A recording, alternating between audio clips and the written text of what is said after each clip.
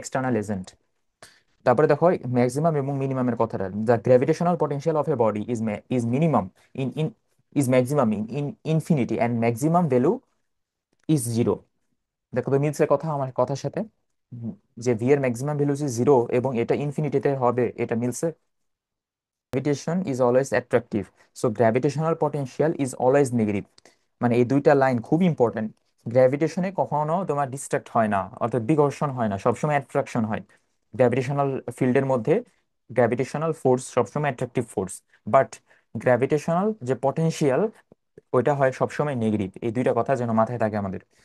আচ্ছা, তাহলে দেখো gravitational potential does not depend on the medium, but other potentials depend on the nature of the medium. এই লাইনটাও খুব ইম্পর্টেন্ট, যখন আমরা চ্যাপ্টার 2 পড়বো তখন কিন্তু ভালো মতো এটা মাথায় রাখতে হবে। Rod centre of gravity is it's at mid point. মানে আমি তোমাকে যদি ভিজুয়ালাইজ করার জন্য, বুকের ক্ষেত্রে নর্মালি জি যদিও কনস্ট্যান্ট না, আমরা মনে মনে চিন্তা করি 9.8 ইজ এ কনস্ট্যান্ট ভ্যালু, মনে মনে চিন্তা করি।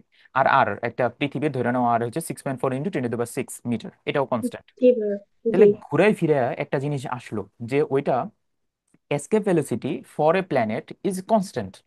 যেমন হুম। পৃথিবীর escape velocity হচ্ছে 11.2 কিলোমিটার পার সেকেন্ড। তুমি যদি 1 সেকেন্ডে 11 কিলোমিটার এত জোরে একটা বল অথবা এত জোরে একটা জিনিস নিক্ষেপ করতে পারো, তাহলে তোমার পৃথিবীর অ্যাটমসফিয়ার থেকে চলে যাবে। প্রথম কথা আর কি।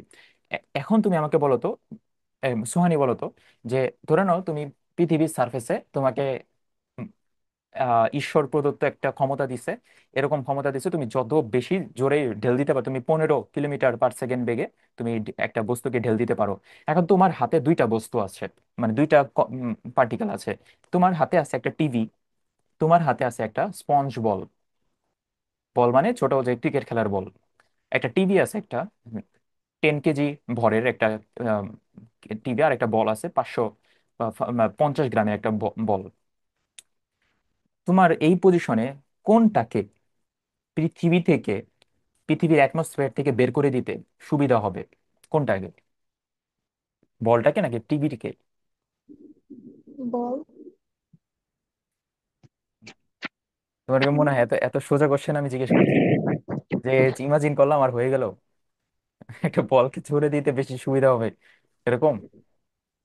আচ্ছা, তুমি নিজেই অ্যান্সার দিতে পারবে এখন। এখন আমি আবার সূত্রতে আসি। সূত্রতে দেখো তো, ভি ইজ ইকুয়াল টু, অর্থাৎ escape velocity is equal to √/2 gm divided by R. এখানে তিনটা জিনিসই, এইটা হচ্ছে radius of the planet, not radius of a particle. যে প্ল্যানেট থেকে আমি ছুটতেছি ওই প্ল্যানেটের রেডিয়াস। এমটা হইতেছে মানে মাস অফ দ্য প্ল্যানেট।